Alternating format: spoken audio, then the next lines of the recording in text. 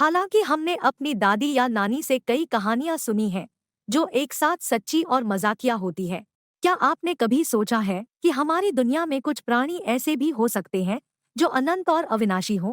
वैज्ञानिक दृष्टिकोण से देखने पर पता चलता है कि जब मनुष्य इस पृथ्वी पर जन्म लेता है, उसकी मृत्यु तय होती है।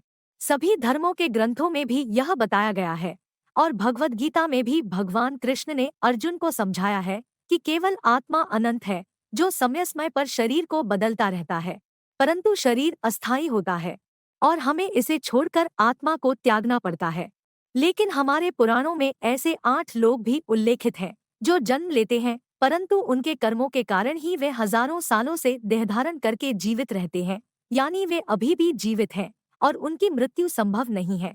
वे हर युग में अपनी शक्तियों के आधार पर अपनी मौजूदगी का एहसास दिलाते रहते हैं।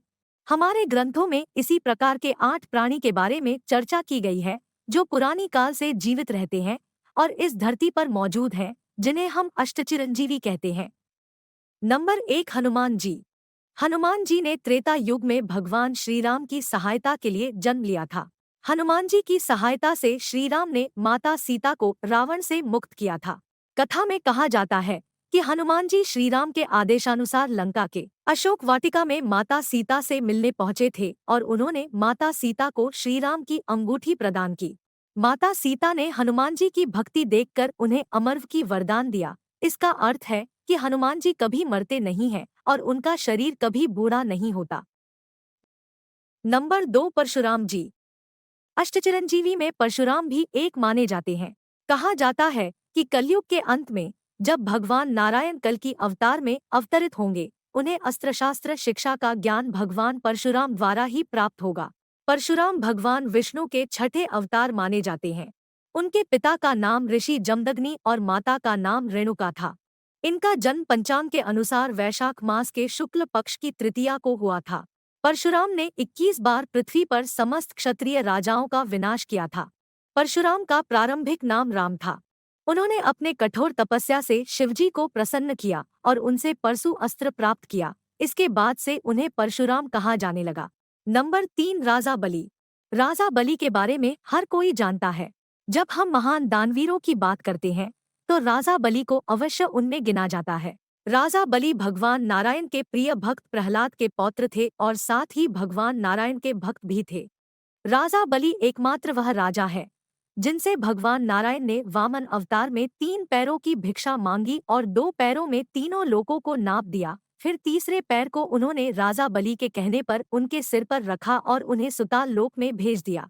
राजा बलि आज भी सुताल लोक में शासन करते हैं और भगवान नारायण ने उनके दानवीर स्वभाव से प्रसन्न होकर उन्हें अमर चिरंजीवी का वरदान भी दिया है।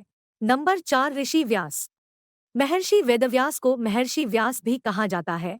इन्होंने ही चारों वेद, ऋग्वेद, अथर्ववेद, सामवेद और यजुर्वेद का संपादन किया और साथ ही साथ इन्होंने 18 पुराणों की रचना भी की। महर्षि वेदव्यास महर्षि पाराशर और सत्यवती के पुत्र थे।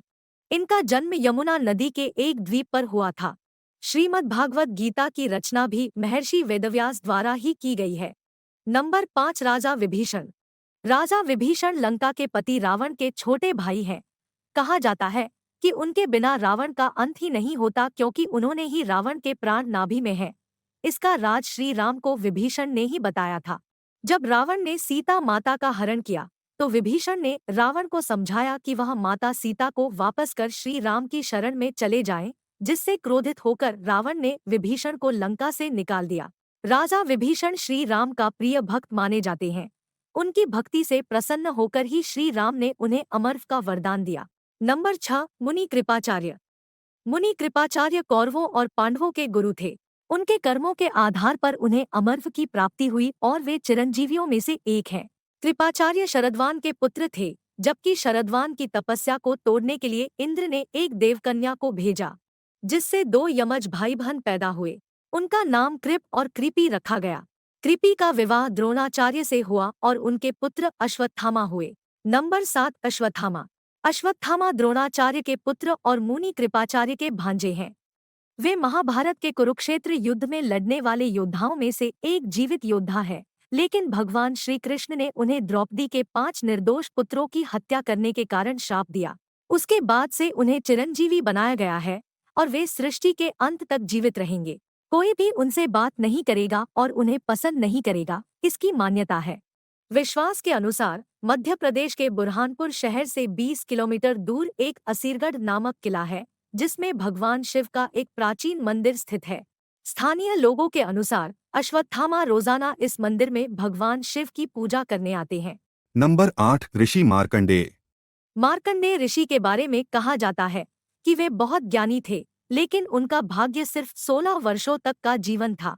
वे अपनी मृत्यु को टालने के लिए महामृत्युंजय मंत्र की साधना करके भगवान शिव को प्रसन्न करे और अमरत्व का वरदान प्राप्त किया।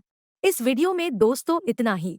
वीडियो में बताई गई सारी जानकारी से प्रभावित है तो इसे अपने बाकी मित्रों के साथ भी शेयर करें, लाइक करें और सब्सक्राइब करना न भूलें।